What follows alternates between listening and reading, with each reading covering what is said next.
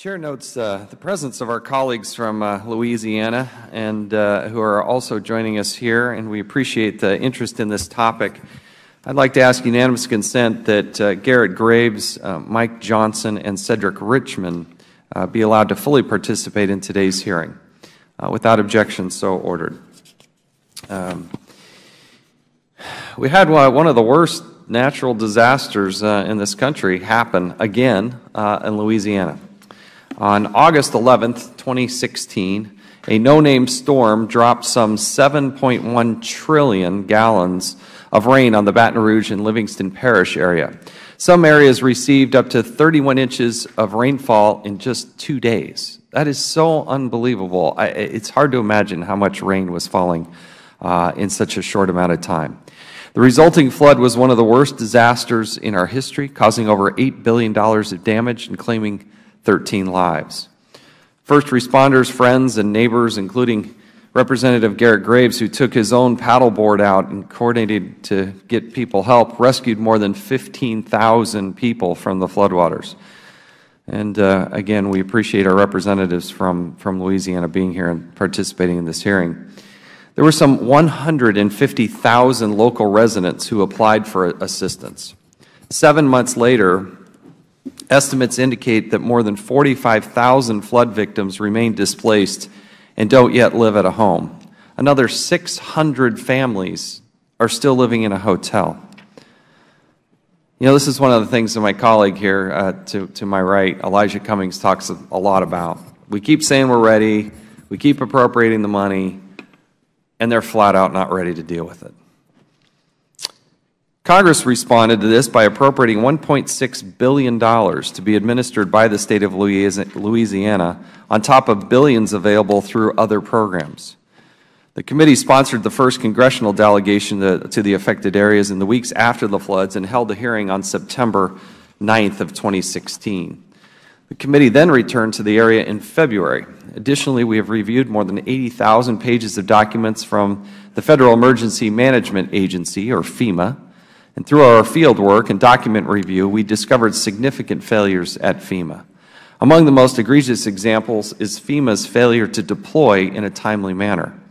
These MHUs, these mobile housing units, are a housing option of last resort for flood victims. At the time of the September hearing, FEMA had placed only one person in an MHU despite having 70 MHUs locally and sitting on a lot.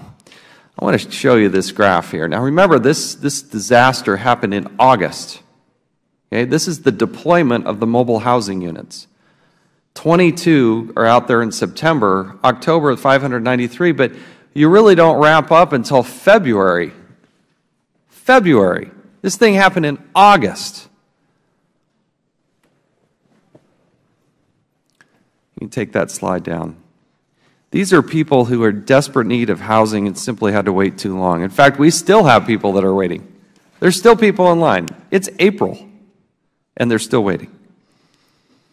Unfortunately, the problems with the mobile housing units are not limited to the abysmal placement or pace of deployment.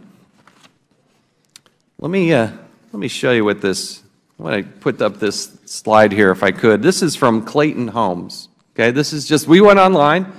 Staff did good work. Kind of hard to see there, but you can go online right now in Louisiana, and that top one, it's called the Elation. It says it's in stock. They can buy between $26,000 and $45,000 right now. You could just push the button and order it. And when we talked to the representatives from Clayton Homes this morning in Gonzales, Louisiana, near Baton Rouge, they quoted $3,600 to $10,000 for delivery and installation, and they can start today. The federal government pays $150,000 for these units. And you can go online and buy the nicest one they have for $45,000, and for another $10,000 you can get it there. $100,000 premium we're paying, and they can't get them to the people that are affected for months and months and months on end?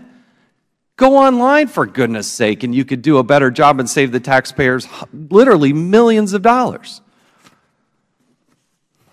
It's so frustrating to see these people suffer and hear their horror stories.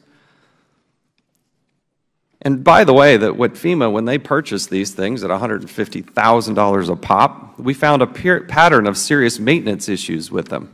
Electrical issues, clogs, leaks, plumbing problems, doors that would not shut or lock, fires and malfunctioning fire suppression systems, HVAC systems that were too hot, too cold, didn't work at all, unusable furnishings.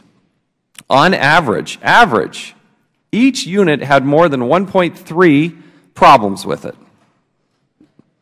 Most concerning is the HVAC and thermostat issue. In October 2016, a faulty MHU overheated and killed an 84-year-old man. In fact, let's put up the slide from the Advocate, who had this story that ran. He was baked to death in a FEMA trailer. And we've spent considerable time looking at the suffering that this man went to and ultimately lost his life.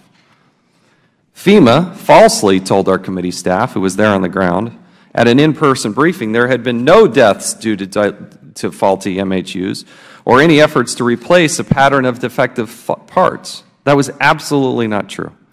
Shortly after the man's gruesome death, FEMA ordered its contractor, Chicago Bridge and Iron Company, to replace approximately 1,500 thermostats. Sadly, in the midst of recovery efforts, FEMA's priorities were clearly misplaced. In an October 31st, 2016 email uncovered by the committee, a FEMA official writes, quote, "We have no way to predict what this news will do to our operation and how the congressional office will use this prior to election," end quote. This is not the first time FEMA has placed its own image above aiding citizens in need. 10 years ago, the committee held a hearing on formaldehyde levels in trailers deployed by FEMA in Hurricane Katrina. Then Ranking Member Tom Davis stated, quote, "FEMA's concerns were legal liability and public relations, not health and human services," end quote. It doesn't seem as if anything has changed since Hurricane Katrina. FEMA is repeating many of the same mistakes they should have learned from Katrina. Additionally, we identified pervasive waste that FEMA funded state-run shelter-at-home program. This program allows for $15,000 in temporary repairs to a home so flood victims can remain in their homes while finishing repairs. So a contractor gets $15,000, come in, do some temporary repairs, then they can stay in their home. The biggest beneficiary of this program were the contractors who were allowed to make repairs at cost well beyond their value. The state reimbursed contractors for repairs based off negotiated, and I don't know how to talk about bad negotiators, off negotiated, itemized on the list. So let's look at what we're paying for basic items. We went to Amazon.com. We figure, people know what that is. You know, pay less than $100, you can get a Prime membership and also watch some videos. These are what Shelter at Home program is paying, okay? For the 2-burner hot plate, $120. You can go on Amazon and buy it for $22. Microwaves, $113. You can see along the way, the AC unit, $985. You can buy it for $249. And guess what? Amazon will deliver it to your door for free shipping. And if Amazon does it, my guess is every retailer that's in Louisiana would also do it to help out their friends in need right next door. We're paying ridiculous prices. We're paying $150,000 a unit, and we can't get it to the people. Contractors were also able to charge up to $1,500 to quickly inspect HVAC, electrical, and plumbing systems. The committee has questions, though, about the quality and workmanship of these temporary repairs. We met with an elderly woman whose replacement sink was attached to her drywall instead of into the studs. Let me show you what this looks like. This is after the repairs. You can put up that slide.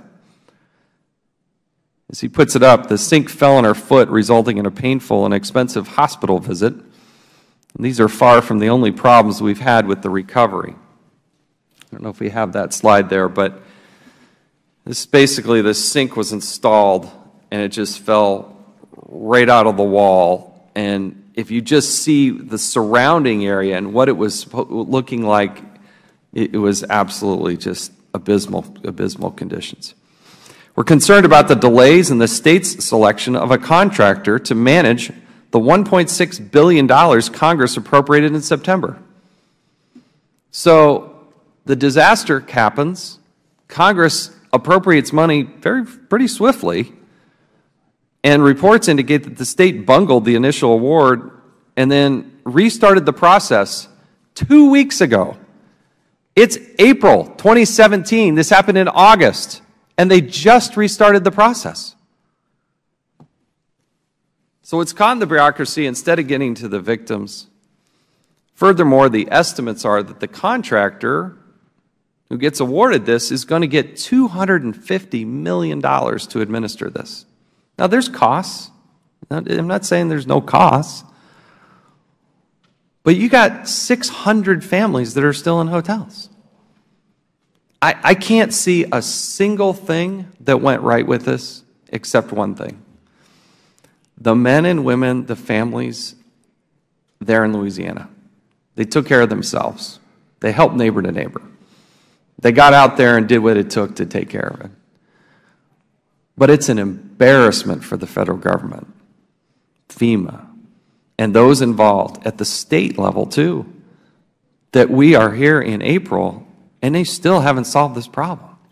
And we got real people suffering, and that's why we're having this hearing today. So I'd now like to recognize the ranking member, Mr. Cummings, for his statement. We will make America great again.